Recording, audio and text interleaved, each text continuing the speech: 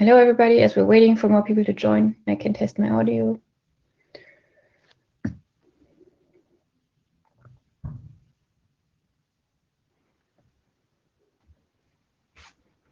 Howdy, I heard you. Perfect.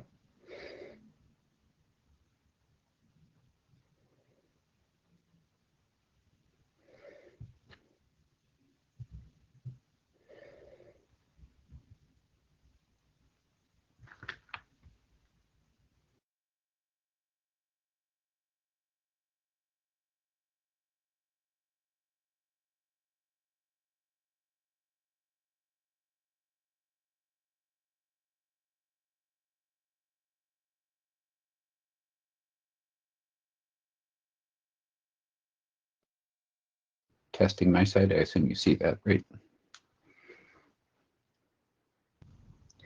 Yes, we see the slides. We can hear you. We can see you. Cool.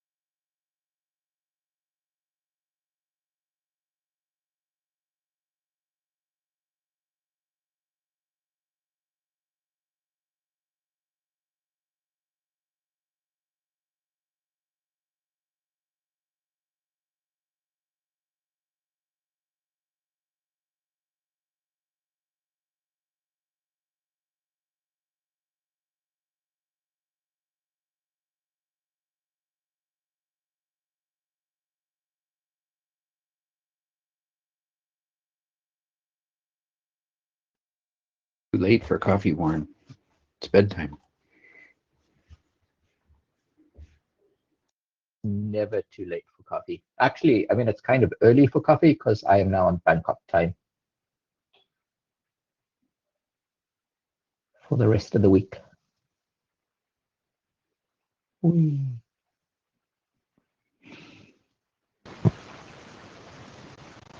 Each their own.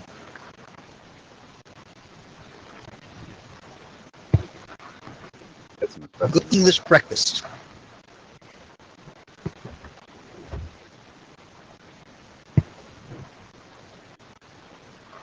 All right, I think it is time. Mary, you want to get started? Yeah? Okay. So welcome to the Internet Architecture Board Open meeting, and we will go through a few slides and then we're going to switch places and Mary is going to talk. This is an IAB meeting, but we do cover it under the NoteWell. It is being held within the IETF, and we hold most of our meetings under NoteWell that everybody might participate in. Hopefully you all know it. Consult a lawyer, because I'm not one. So what is the IAB Open meeting? It is a IAB organized session trying to focus on sort of the things that we've been up to, the technical aspects and the architectural topics, trying to get more visibility into what the IAB is actually doing at the moment, as well as what we might do in the future, and then collect feedback and give community input about ongoing and new work. In particular, there's an open mic at the end. Feel free to contribute to the discussion at any point along the way.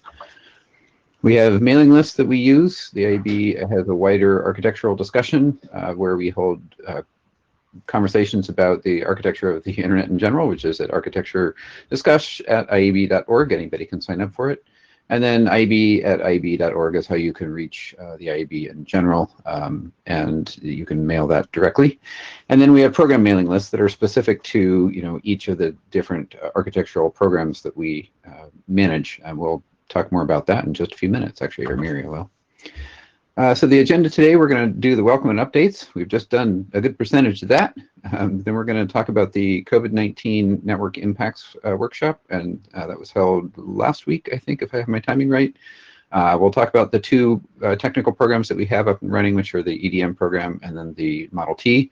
The first being evolvability, deployability, and maintainability program, and Tommy will talk about that. And then the Internet Threat Model Program, Stephen will talk about that. And then, of course, there'll be an open mic at the end where we hope to hear your comments. Mira, you're going to talk about restructuring the IAB programs. Yeah, so one status update regarding programs. So the IAB has been talking for quite a while, actually, about how to better organize programs. And we've been very active on that and have some discussion about that lately. And at the end, we came up with a proposal where we figured out that we have actually two very different kind of things that we call programs currently, which somehow also need different management and different treatments.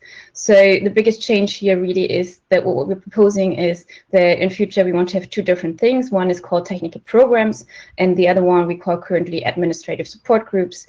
There was already some name bashing about this on the mailing list, but the point was really also to not call a second thing program, to have a clear distinction. The whole point about this effort, or why this discussion started in the IAB at all, was really to be more open, to make programs, especially technical programs, more visible and increase transparency and have better exchange with the community. Before we go on the next slide, one note. So whatever we discuss here will not impact the RFC Future Editor Model Program, and also not RSOC, because those are related. The Future Editor Model Program is progressing well and will probably impact what RSOC is doing. So we definitely wait for that to conclude before we want to implement any changes or whatever. So there's no effect here, no plans from the IAB to interfere. If you can go on the next slide quickly. I give you some more details about what we mean by those two different things. So for technical programs, we see those as kind of, as the slide says here, short-lived. That doesn't mean we're talking about weeks or months. It's still about years, but it's still about probably longer than an IAB term might be. But the real point is that those programs are focused on a specific technical architecture issue or current problem.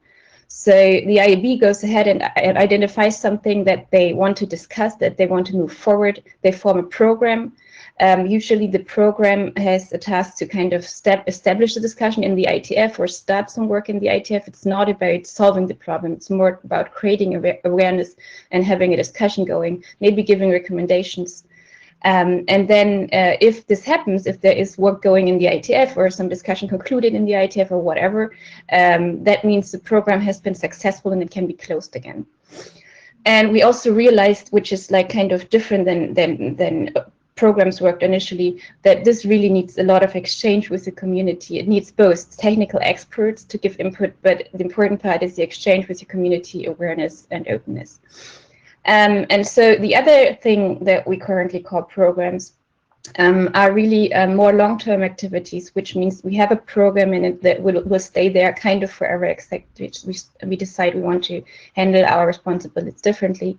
And those groups really support the IAB in their chartered responsibilities. So that's very much in the sense of original programs as well, where we figured out we have some responsibilities where we need additional expertise because we don't have it in the IAB, or we definitely need long-term continuity. We want to have people who have history about this and who are involved in these topics for a longer time. And that's where we need administrative support groups. So if we talk about technical programs, that's currently Model T and the EDM program that we will hear later on. And when we talk about admin support groups, they are currently the plenary planning program, the IANA program, and the liaison program, or groups in future. And we're also reviewing these. So this slide is really to provide awareness. We've sent out a call for feedback on the architecture discuss list. We discussed this for a while internally. We also try to clarify the kind of procedures we want to use to manage these things, also to provide more transparency in the community, and to also maintain expectations and knowledge about what these things are and how they're supposed to work. So there's a long document on GitHub that you can look at and read and comment on and provide feedback, because maybe we didn't consider everything. We can also take quick questions if you have something that needs clarification, but I think like the main discussion should go on the architecture discuss list, or provide direct feedback to the IAB, or provide or open issues at GitHub if you have very concrete proposals. Yeah, anybody who has a quick question on that, Spencer is there.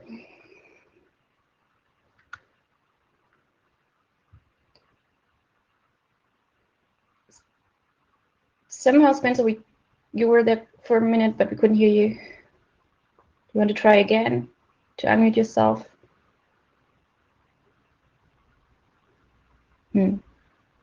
Audio now? Yeah. Yes, yeah. It seems to take about 3 tries for me. I'm not sure why.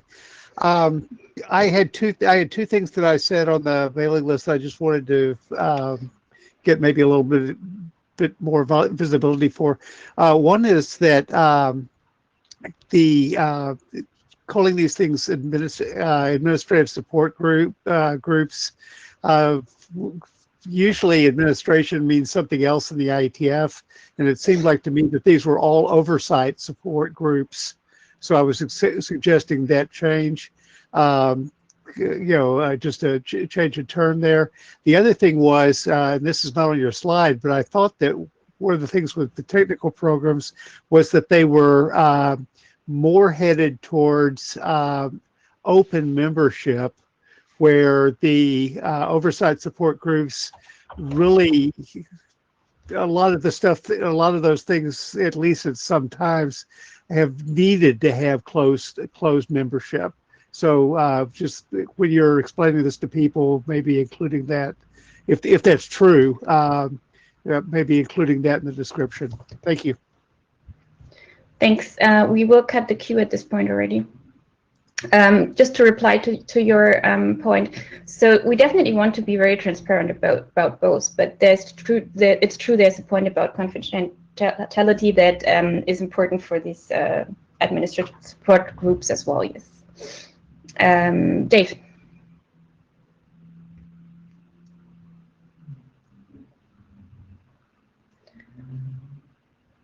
Understand right, you're saying that there are no long-lived technical programs because it looks like now the IAB is deciding that there is no such thing as a long-lived technical or architectural issues. Is that correct? When the notion of programs was first created in the IAB, the program was sort of by definition only the long-lived things, and the short-lived things the IAB did not create a program for. It just had people doing it and never called it a program. And of course, the IAB can reorganize itself whenever it wants to do whatever it wants. This is perfectly fine, right? Because you're empowered to do this. My question is there any long-lived technical architectural issue? So I'm going to take the blame for that one, because Stephen rightly pointed out that we should have put frequently short-lived on the slides, and I failed to update the slides by the time, because it was like, in the last 12 hours or something like that. So I think that the answer is, and I would think that, trying not to speak for everybody, this is a framework. It is not, hard and fast rules. This is sort of how we see, breaking things up to make them more understandable to the general public, as well as is more manageable by us. So, things may not fit exactly in these lines, and at least I'm fine with that, and I suspect everybody else is too.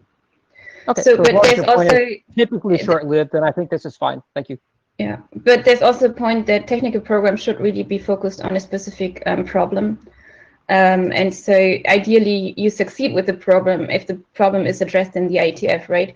If it's kind of an unaddressable program, maybe you also want to give up at some point, I don't know, or you keep it open forever.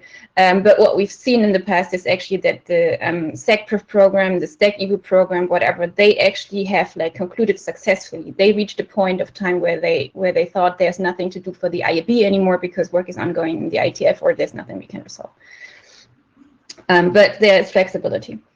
Okay, Matthew.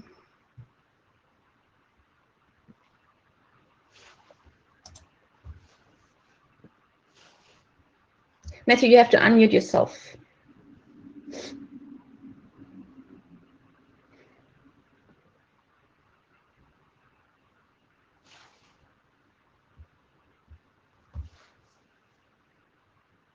Matthew, you should be able to click the microphone button that's sort of in the top left to unmute yourself if you still want to say something.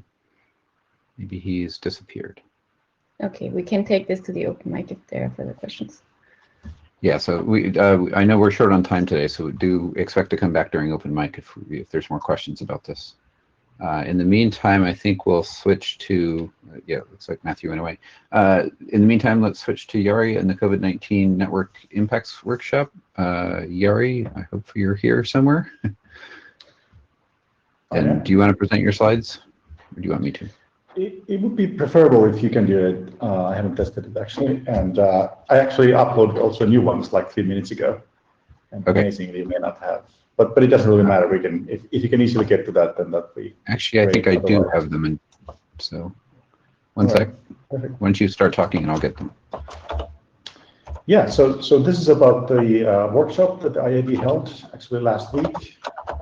We announced it in actually the previous IAB Open meeting in July, and had a session paper deadline early October. And just held the workshop, and I see that the screen share is being started. Let's see if we get it. Oh, now it's giving me an error. Nice. Yeah. Anyway, so we did receive about 20 position paper submissions. And many of them actually with very, very interesting measurement results, and very thankful that people from both academia and industry were able to provide information for us. I should also note that, of course, this is not the only place where data from this year is being published. The IMC conference, for instance, had lots of interesting things. A lot of the authors that submitted material to us also submitted papers there.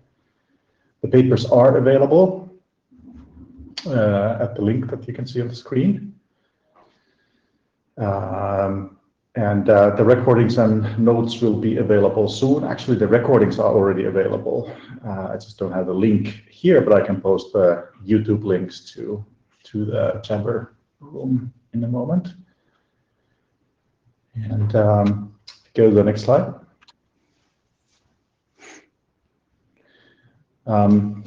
So we had lots of discussion in the workshop. We met on 3 separate days and thought about like what did we see, and what worked well and why, and what did not work well, and so forth. And let's just go through briefly some of the thoughts that were expressed in the workshop.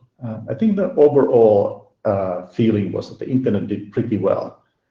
We had a reasonably good situation, not perfect, some slowdowns, and all of us probably experienced some kind of this meeting thing doesn't work right now event quite often, but it was a reasonably good situation, nothing particularly alarming, at least according to the statistics that we've been able to see.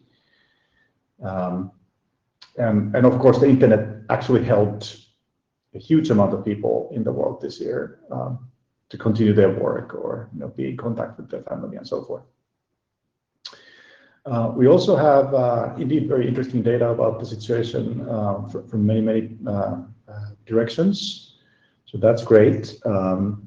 And I think that when you actually talk to people that run operator networks or were running services, what comes across is that everybody was very highly motivated to ensure a good experience. So people were calling each other, making sure that, hey, we're seeing this problem over there in your network, can we do something about that, and so on. So a lot of things happened actually in the background that may not be so visible in the public eye, but that was the feeling that when you talk to people that you get. And I guess we also felt that the internet is fairly well suited for adapting to new situations for various reasons, like, just to mention one thing, that when most of our services run in the cloud, you can relatively easily reconfigure that to do other services. There's a huge shift in the type of services that people were using. Obviously, e-learning, e-working, and so on was very popular. Travel applications, not so much, for instance. So all this is great. If you click one more time, go to the next slide. Thank you. But of course, there's also some issues. So one is that we actually have somewhat limited ability to observe like what's actually going on. We have also limited ability to control things, like even if I as a user would like to do something for my traffic, I can't necessarily always make that happen. We may not always be able to collaborate among parties whose collaboration would be beneficial, but there's just no way, technically or business-wise. We should also remember that we had one situation. Like, what if we had something else, like a catastrophe or natural catastrophe somewhere that would take some networks down and so on? How would we have fared in that case? So it's worthwhile to think about the different kinds of scenarios that we could have been in. And of course, the internet has been hugely important for us, particularly this year. Like, we just can't do our work, we can't do our e-health, we can't do much without the internet. So that has kind of also amplified the digital divide. So if you were not having a connectivity previously, maybe that was bad, but not super bad because you were still able to do your work. But now, if you don't have connectivity, well, you will not be working, and you will not be going to school and so on. So that's a thing. The other thing is that could we think about ways to make this better for some of the other situations that we could get into, and also we all of course know that there's tons of things to improve in the internet, from security and digital divide and all kinds of technical issues. So the fact that we fared reasonably well during the pandemic doesn't mean that we don't have these issues. We obviously need to work on those. Next slide, please. So some potential future things to address. Obviously, all the usual things that we actually have to do anyway. So everybody needs to make sure that they have, the reasonable capacity and ability to respond to situations different from, current day or this week. Make sure that our implementations are improving. Make sure that we run the right security practice and so forth. But more specifically, of course, we could have more measurements. Are the humans getting what they actually need? And because the human sort of need for internet actually increased this year, then it's also a question of whether we're actually matching that or not. Jana was at the workshop, and he talked about networks and applications collaborating, perhaps at an aggregate level instead of like detailed information about flows. So that's an interesting direction to think about. We should also think about resilience in different ways. What can we do to make sure the internet will not fall over because of some issue or incident? It was also discussed that centralization and consolidation is bad in this respect. We talked about DDoS defenses, and those should be part of the responses to emergencies or ability to do so. And of course, everything else we need to fix. Next slide, please. So this was the first time I think that the IAB has held a virtual workshop, or like a proper workshop, but not meeting physically. And I guess the general feeling was that this seemed to work well. We had a healthy amount of discussion. We had about 30 to 40 people at different times in the workshop, and it seemed to be the right amount of people, and very, very good discussion. We did split the agenda into 3 days or sessions with a free day in between. And this many people found useful because you actually had some time to think about stuff. If we had like an actual physical workshop, we would have packed it in a day and a half, and it would have been a coffee break and immediately to the next thing. So that was a really good thing. We did have some practical issues, and we did have difficulties in separating sometimes the COVID-19 aspect of things and everything else about the internet, because as we know, there's things to do. But that's roughly the report. I don't know if anybody else, Mirja or others who were at the workshop, wants to add anything. Stephen?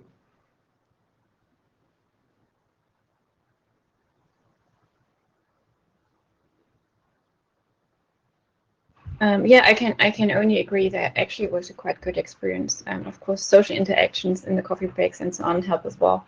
But hopefully we will get back to that at some point. We have a queue. Elliot is in the queue. Good morning, good afternoon, good evening, friends. Yadi, I have one question that I hope you can delve into in the report. Who is this we? If you go back to your slide 2, I think it is, and throughout your presentation, you talk about we have limited information. We have, I'm sorry, it was slide 3, my apologies. Who doesn't have, who has the information and who doesn't? And under what circumstances should that information be shared? And how should it be collated? And with what authorization? I think these are key questions, because I think we have a lot of information depending on who we is. Thanks very much. Yeah, it's a really good question. We'll deal with that in the report. Just to make a quick observation that we, in this case, and it was sloppily written in the slides, but we can be a number of things. Like I mean, just from a personal perspective, like I don't have enough information. Like, why on earth isn't my conference call working well today? Is it the Wi-Fi or the ISP or something else? And the same is true of the other end. Like if you're the conference provider, can you actually get enough information? But also in a more broader sense, like the society would actually benefit from having an understanding of how well is the internet doing in our country. Are the services running? Do we get the bang out of the internet that we actually expect or need? It's a good question. Lots to think about. Yeah, and it was discussed at the workshop, because at least for me, it was very nice to see all these measurements together from different angles. So there was a lot of discussion about how to better share information or provide information. We have Torles. Oh yeah, so thanks for this. Unfortunately, I couldn't attend last week, but it would certainly be good to see if there can be a little bit more ongoing, considerations about this, not, limited only to COVID, right? Because I think we've seen over the decades a lot of, questions about reliability of critical services. And I think that limiting this to just, quote, the internet or so, which is what we see at home, which obviously is now with COVID a big thing, is not very inclusive, because the bigger issues seem to be with a lot of the controlled networks that may be using parts of the same infrastructure. But so, for example, we've seen in any type of catastrophes, a lot of the critical, providers of services in that instance to break down, which may or may not impact part of the internet, or when we basically see something that impacts the 9/11 service, we're seeing, very nice analyses of network problems from the FCC. I'm not sure how much of that exists in other countries, right? So would be great to figure out if this could be, become part of a, longer process for IAB and the community here. Thank you. Yeah, I think that makes sense. Of course, not just the IETF and IAB, but lots of other players. So, but I do agree that we do need focus on this in the world in some fashion. Okay, I would like to cut the queue, and we can come back to this in the open mic if needed. And we have Michael. Hi, Gary. Thanks. I was hoping to attend as well last week, but I didn't. You said that one of the things that happened is there was a lot of conversations among operators, I guess, about fixing this and fixing that. And I don't expect you have that information, but I think that the public kind of needs to know some of the nature of that. And you were just speaking in answer to Elliot as well about who's the we and all this kind of stuff, and are we getting the internet we deserve? And I think it is really important that someone write, even if it's semi-fictionalized, some kind of a story about some of those things that happened, and some of the repairs and things that went out, because I think the public really kind of needs to know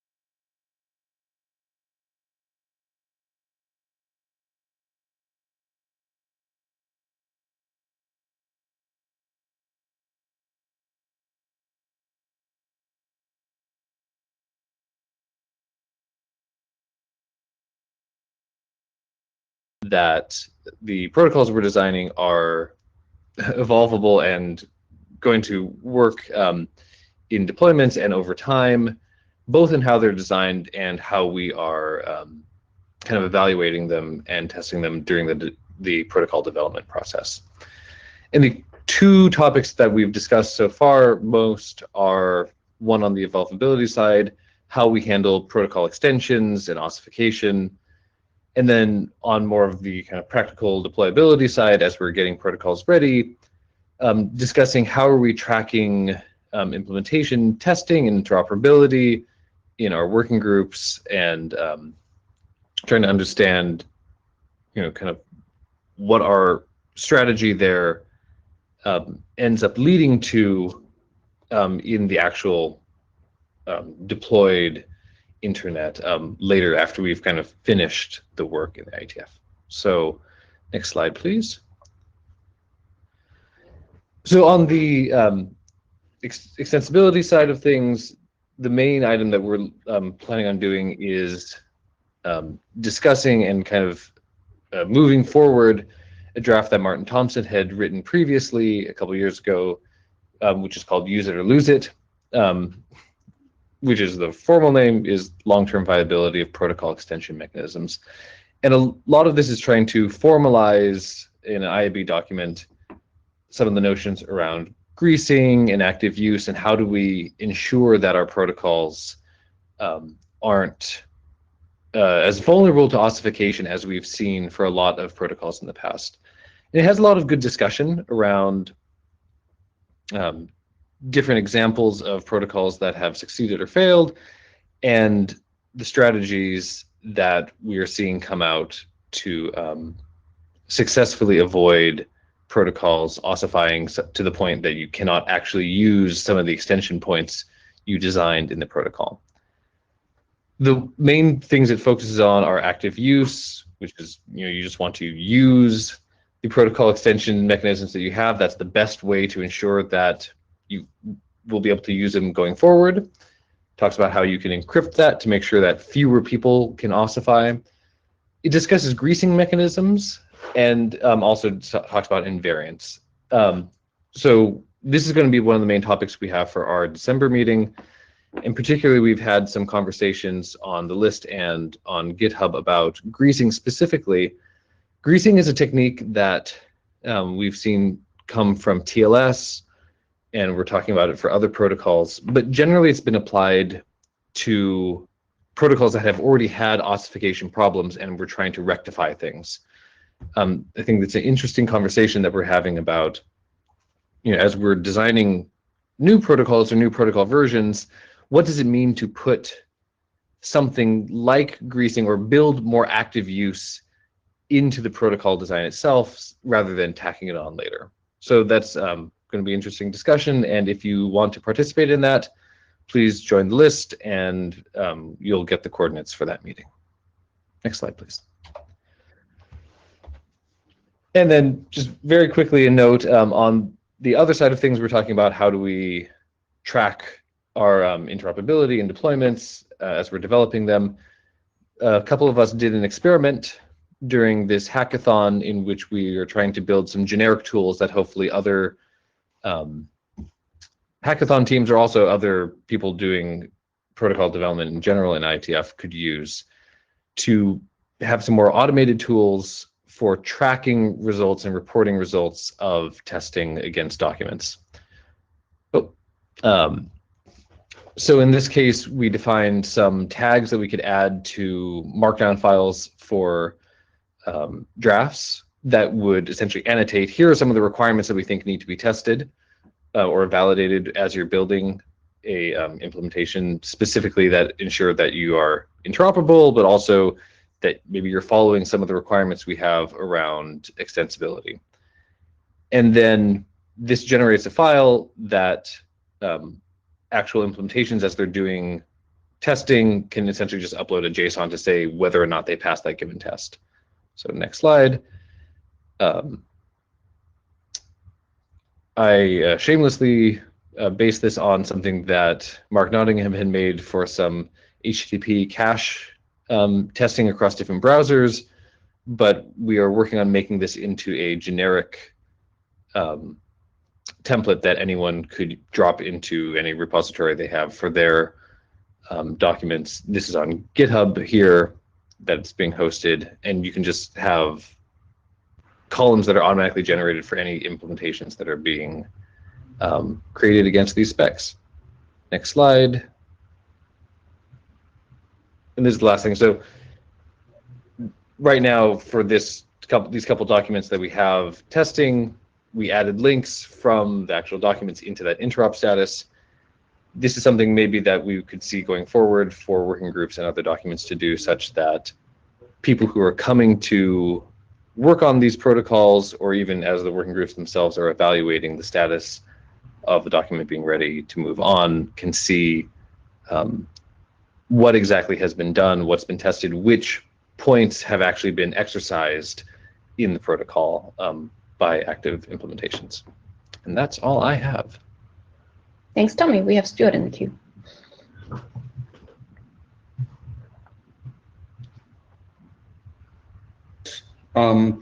Forgive me, Tommy, but I jumped back in the queue because I got kicked out with the glitch that happened.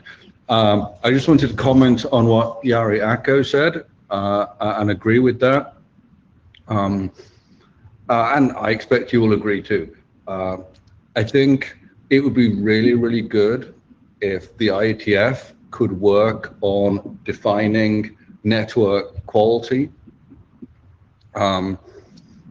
Users all over the world today, they go to speedtest.net and they measure the megabits up and the megabits down, and they think that tells them whether Meet Echo is going to work for them. And I think it would be really valuable if we could start some discussions about what constitutes network quality. Does an ISP support IPv6? Do they use ECN and smart queuing to minimize buffer bloat? Do they block DNS queries for anything other than v4 and v6 addresses? Because that impacts the HTTP SVC DNS query. Do they block TCP fast open? Do they block multipath TCP? There are many, many aspects of network performance and reliability and quality that go far beyond how many megabits download speed can you get. So I would love to see the IETF do some work in that area. I mean, I think we have a bunch of documents recommending whatever AQM, use of ECN and so on, but maybe there's a good point in trying to actually bundle this all together and say more. It's an interesting I think the documents are there. I think collecting them and deciding which are important. And I think what I'm really talking about is, and this is maybe more of an open source thing than an IETF thing, but if we could build some tool that people can run that gives them a dashboard about what kind of service they're getting and what's broken and what's working, that would be useful to end users in a way that RFCs don't directly answer that question. And Tommy is the IPPM chair, so work in that group as well. Yeah, absolutely. Thank you. Any questions for Tommy? Any quick questions for Tommy?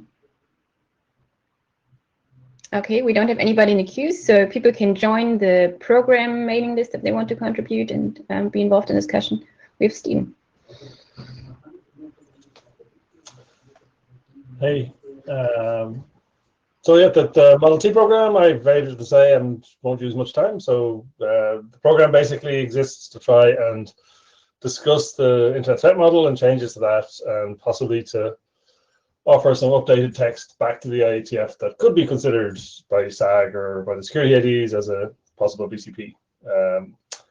There's not much has happened in the last while. We did have a chat back in August. There hasn't been a huge amount of follow-up for that. Probably, I think it's mostly down to the 2020isms.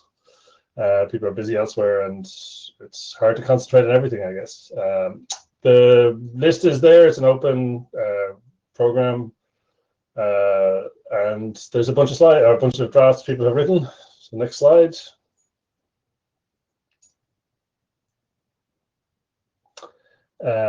So there's a whole pile of drafts, as you can see. none of them are particularly finished. I guess that there's kind of reasonable text amongst a whole bunch of them that we need to kind of get through and see which bits are worth kind of trying to preserve in RSC like format, or try and offer back to the IETF as a possible VCP. And yeah, if you're interested in the kind of internet threat model and how that's evolving, then jump on the list and get involved. And we'll probably try and organize a chat either before or after the holidays to see if we can get things moving again. That's all I had. Any questions or comments? Yeah, thank you. Nobody in the queue right now. But with that, we can probably start the open mic anyway.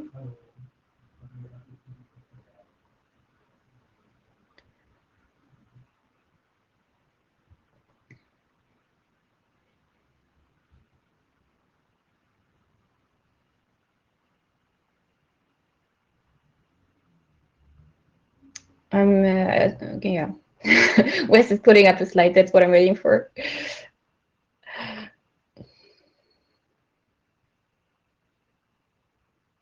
Yeah, so just quickly, we have 10 minutes to go. That's good. So this open mic really is about architectural and technical topics. We also have the open mic tomorrow in the plenary session, which is like more on maybe administrative questions or whatever.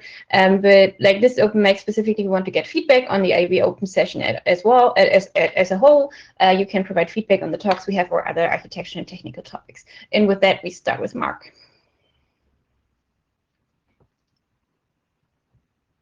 Okay, thanks. And really quickly, I'm supportive of the work that the IAB is doing in terms of rethinking how it does the program and administrative work. But one of the things I really want to encourage the IAB to think about is how at the end of these programs, when you get to the end of a program, and one of the ones I'm involved in is Model T, how you get an actionable result, right? How we actually move forward from the results of an IAB program into constructive work that takes place in the IRTF or the IETF. And the document that's on GitHub is very, very explicit about what the programs don't do. But what I hope you reconsider or think about is what the end of those programs provide as actionable material for other parts of the organization. Thanks. I'd even like to take it up a level higher too, because I mean, I think that that's an issue across the entire industry, from academia into IRTF into IETF into tech transfer into industry has always been a long-term issue within the IETF. And you're absolutely right that IAB programs are going to suffer the exact same problem unless we figure out how to adequately transition stuff. And I've spoken to a lot of people about that. And if you have ideas on making that work really well, certainly bring them up on Architecture Discuss.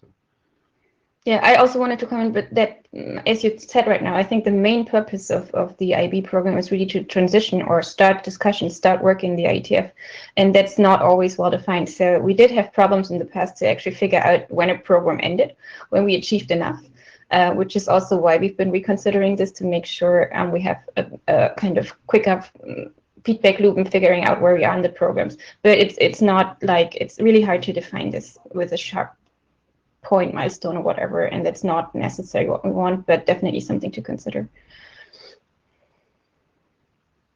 Anybody else have questions? Sorry.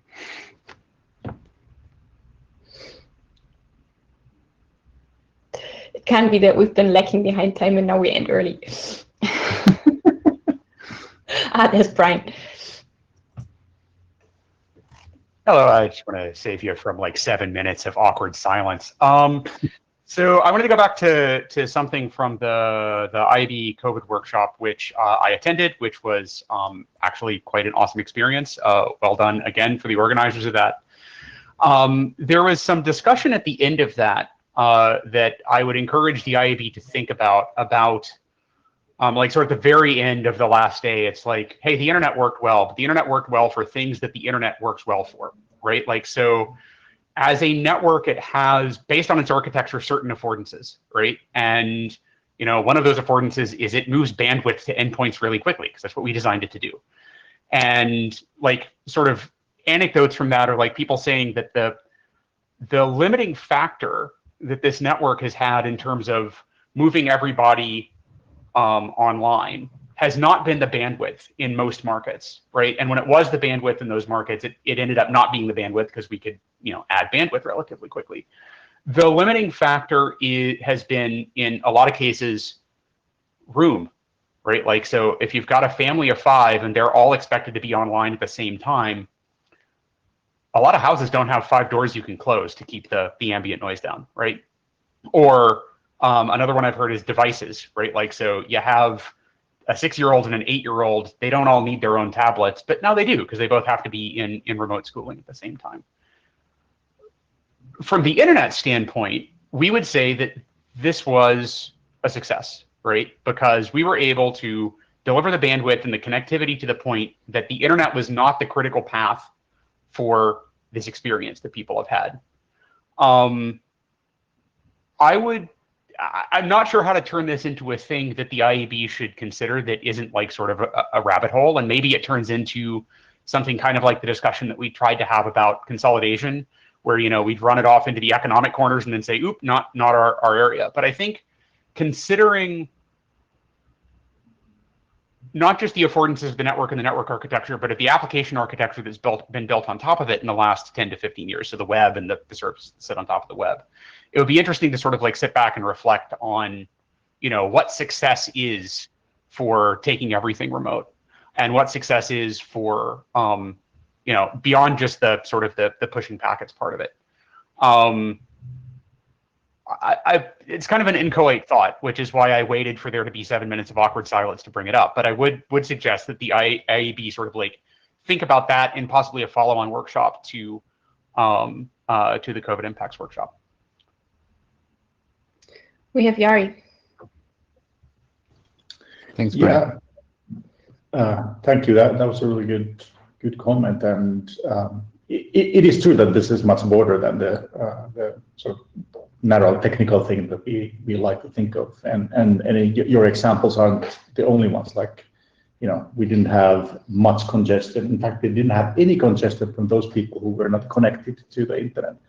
So there's lots of things that one should think about, and for the sort of social impact of ICT technologies or the internet to what the rest of us do. So I don't know exactly how to go about that, but it's good to keep that in mind, that it's not all the packet moving part of this is not the whole picture. Thanks. We have Brian back in the queue. I'm not sure if you want to reply or if we should move on with the queue. I have Thanks, like a 30-second thing that I would add to that. Yeah, so like you said, like there was no congestion from people who weren't connected to the internet. And the Internet Society, for example, has a wide variety of programs looking at improving connectivity for large parts of the world that were kind of left behind as part of this shift online. And possibly figuring out how to use the IAB in its capacity as a technical advisory committee to the Internet Society, and how the Internet Society could work on sort of problems other than basic connectivity, sort of like leveling up, might be worth your time. So if I remember correctly, there is actually an initiative about measurements in the Internet Society, but I need to look that up to be sure. Let's move on with Michael. Hi, thanks. I'll try to break this again. What Brian said about not having enough doors to close, and that was reminding me of the concept that people have devices and they don't always want to use the same devices, and the devices tend to be kind of single user-y in the sense that it's hard to actually get my settings onto the device in question. Just figuring out who has the Netflix password and how do I type it in and why do I have that in the first place. And so I think that there is a question here of identity and data, and how do I move that from device to device without having to do all this complexity. And so actually there's some place for standards that actually for bits that go over the wire in a somewhat secure way. And we see this in IoT as well, okay, that you need to get configurations on and off devices, and you need to replace them when they break and all sorts of stuff. And so actually I think there's a whole bunch of work there that is very end user focused, but is still bits in the wire, that stuff that we basically need to intelligently hide from them, so that it's done right rather than password 1 2 3 4. I have a whole soapbox on that. I could go on for much longer than 2 minutes because I agree with you completely. I mean, it's insane that in order to send something from one phone to another phone, we basically leave the house network, and that has to do with identification more than anything else, and how to identify stuff. And we've made progress there with local DNS, MDNS type resolution and things like that to try and find stuff. But to the vast majority, the simpler solution for most people is send it out of the house and then back in. I've send a file to my wife using Dropbox, which is not true because I never use Dropbox, but a lot of people do that. It's a very valid point, Michael. I think it's interesting that there's a lot of comments in the last few questions about edge networks, right? We've concentrated for a long time on the core infrastructure and less on the edge. And I will note that the COIN IRTF group is you might be interested in looking at too, which is sort of dabbling around this space as well. For those that aren't familiar with it, that's the computing on the internet network. What's the I don't remember what it stands for, but it's edge network compute CPU thinking more than anything else.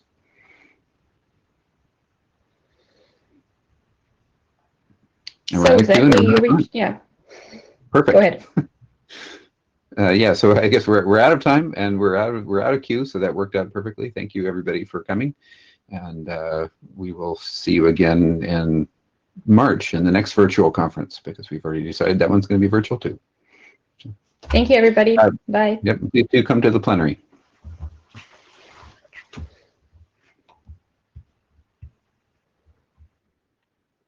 Thank you.